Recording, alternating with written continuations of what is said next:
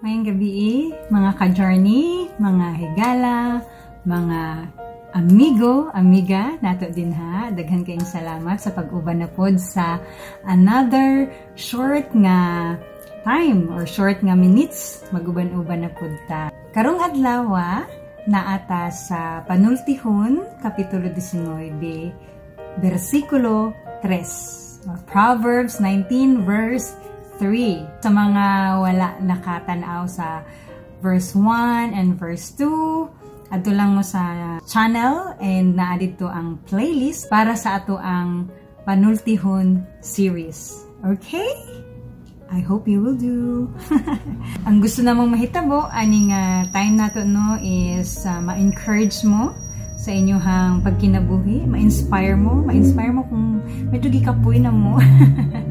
And also, most of all is mag-grow ta og sa ato ang relasyon o sa atong pagtuo diha sa atong buhing Ginoo. Basahon ako ang ato ang verse para karong adlaw.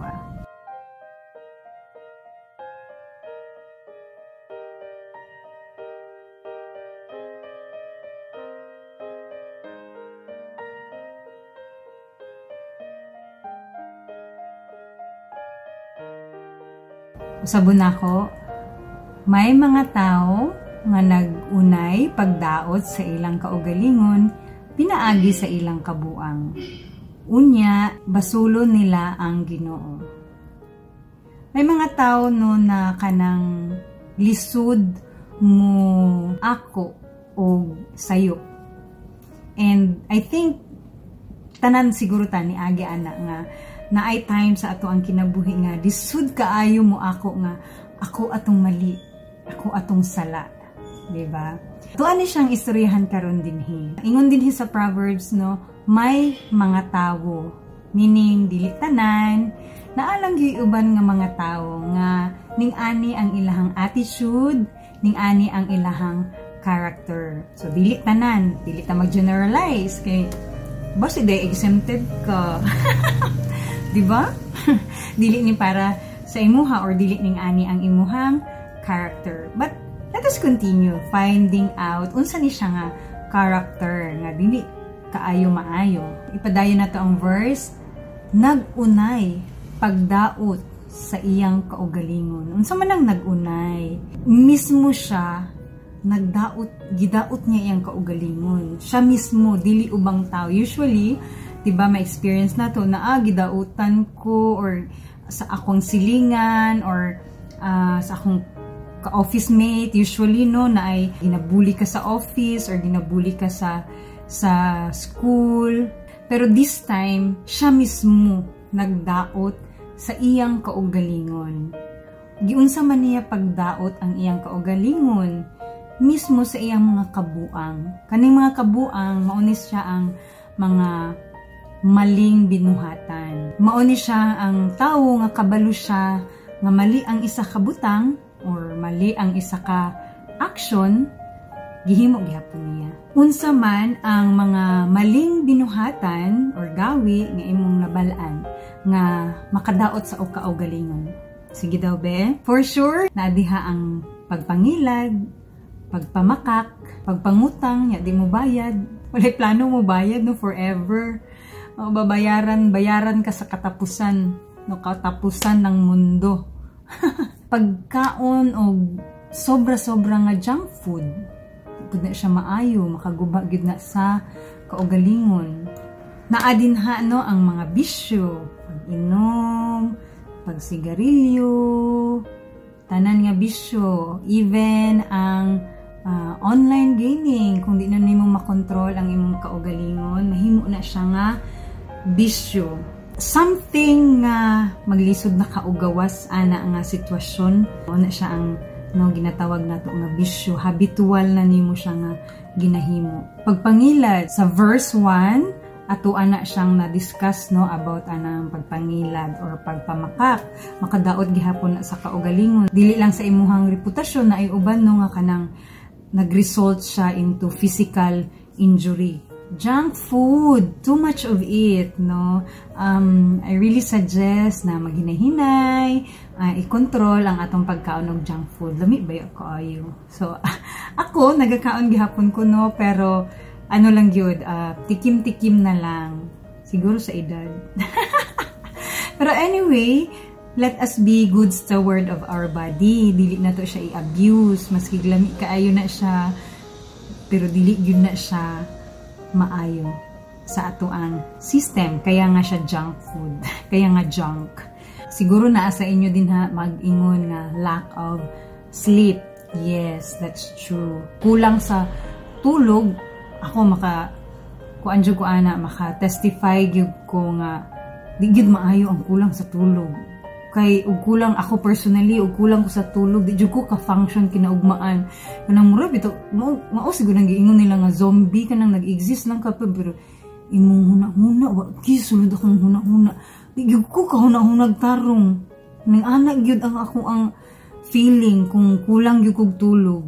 Busa ako. Dili pwede nga kulang ang tulog yun. Siguro sa uban, 5 hours, 6 hours. Ano, depende sa imuha. Pero kulang sa tulog, makadaot gid siya sa ato ang system kadugayan. And di ba naamoy madunggan nga mga balita nga namatay tungod kay walay tulog-tulog, nagsigirag dula online. Apugoy na dungog nga kanang di man siya kahawa gud sa iyang game. Sa iyang game ba kay siguro i-attack naman gud daw sila.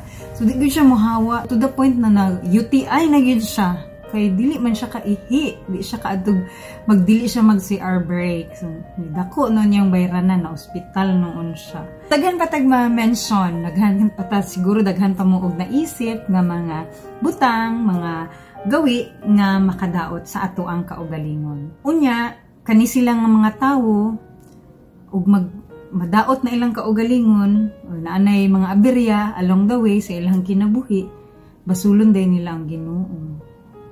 Lord, ngano man. Lord, ikaw manggod kay mangguguni mo gihimong milyonaryo. Ana no. Basulon din si God sa result sa ilahang sarili nga pagdaot sa ilang kaugalingon. Basulon ang Ginoo, meaning i-blame nila si God sa nagkahitabo sa ilahang kinabuhi. Whatever it is, si God gud ang ilahang basulon. Sa laing pinulungan, no, ipahid sa uban ang ilahang mga mali or mga hugaw nga binuhatan. Dili sila mo ako nga sila ang sad-an. Nahitabo pud na sa ilaha as a result. Kabalo mo kung sa adulting bitaw, one of the characteristics na ang person is an adult, it's because kanang kabalo na siya mo take of responsibility. Kabalo na siya nga mo ako nga naa siya mali, unsa pud ang part nga nagkamali siya. So that's part of adulting. And hopefully kitang tanan maka-reach taan na nga point nga we will take responsibility para sa ato ang mga action. Dili na to ipasa-pasa sa uban si kuan manggod, si mama, si papa, si bunso, tanan na lang no, pati iro, gisisin na. No, most of all si God isisi na to tungod kay mao na yung resulta sa atong mga binuhatan. Unsay feeling nimo kung ikaw daw basulon para sa butang nga wala nimo gihimo? Giingnan na nimo imong friend nga ayaw lagi ana friend kay madaot ka ana, pero at the end ikaw ang gibaliktad, ikaw ang nagmali na noon. Unsay feeling nimo? Na remember na ko si Jesus Christ ani no nga Jesus Christ wala siya sala. Pero tungod kay higugma siya sa tua, higugma siya sa imuha, gitake niya ang blame, gitake niya ang sala nga dili iyaha, no, by dying on the cross. In conclusion, kung maingon nga ayaw paghimo og mga butang nga makadaot sa imuhang kaugalingon, and you know what, there are also actions nga dili lang ikaw ang apektado. Maapektuhan apil imong pamilya, imuhang friends, and those people around you na naghigugma sa imuha. Madamay na sila. Ikaduha, take full responsibility sa mga action nga imong gihimo. Ug naay pagkakamali, take it, akuan na siya, dawata, and learn from it. Daghan tag mga pagkakamali, adlaw-adlaw. Take na niya nga pagkamali as learning. Dili niya himuon pag-usab or maghimo siya necessary adjustments para dili na mahitabo pag-usab ang mistake na to. Number 3, go to Jesus.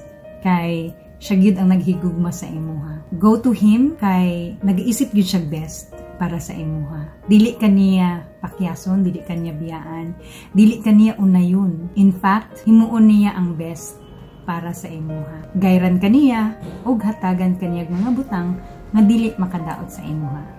Kana lang ang ma-share sa inyong ate. Kita-kita na punta sa sunod nga video. Kung naka-learn mo ani nga video, please share it to your friends para maka-learn po sila, ma-bless po sila. And kung gusto mo mag-share sa inyong experience or anything na gusto ninyo i-share, ayaw kaulaw nga mag-comment sa comment section. Guys, I'll see you again next video. God bless you all.